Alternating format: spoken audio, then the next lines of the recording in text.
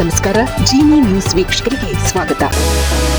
ಕರ್ನಾಟಕದ ಪ್ರಾದೇಶಿಕ ಪಕ್ಷವಾದ ಜಾತ್ಯತೀತ ಜನತಾದಳ ಜೆಡಿಎಸ್ ತನ್ನ ಸಂಘಟನೆಯನ್ನು ಬಲಪಡಿಸಲು ಮತ್ತು ಮುಂಬರುವ ಚುನಾವಣೆಗಳಲ್ಲಿ ಯಶಸ್ಸು ಕಾಣಲು ತನ್ನ ಚುನಾವಣಾ ಚಿಹ್ನೆಯಲ್ಲಿ ಮಹತ್ವದ ಬದಲಾವಣೆ ಮಾಡಲು ನಿರ್ಧರಿಸಿದೆ. ಪ್ರಸ್ತುತ ಜೆಡಿಎಸ್ ಪಕ್ಷವು ತೆನೆ ಹೊತ್ತ ಮಹಿಳೆ ಚಿಹ್ನೆಯನ್ನು ಹೊಂದಿದೆ.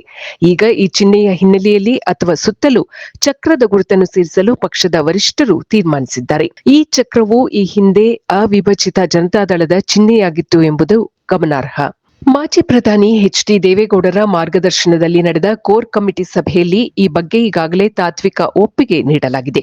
ಈ ಪ್ರಸ್ತಾವನೆಯನ್ನು ಶೀಘ್ರದಲ್ಲಿಯೇ ಕೇಂದ್ರ ಚುನಾವಣಾ ಆಯೋಗಕ್ಕೆ ಸಲ್ಲಿಸಲಾಗುವುದು.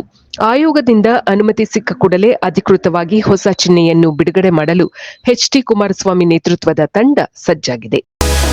ಇದು ಈ ದಿನದ ನಿರಂತರ ಸುದ್ದಿಗಳಿಗಾಗಿ ವೀಕ್ಷಿಸುತ್ತಿರಿ ಜಿನಿ ನ್ಯೂಸ್. ನಮಸ್ಕಾರ.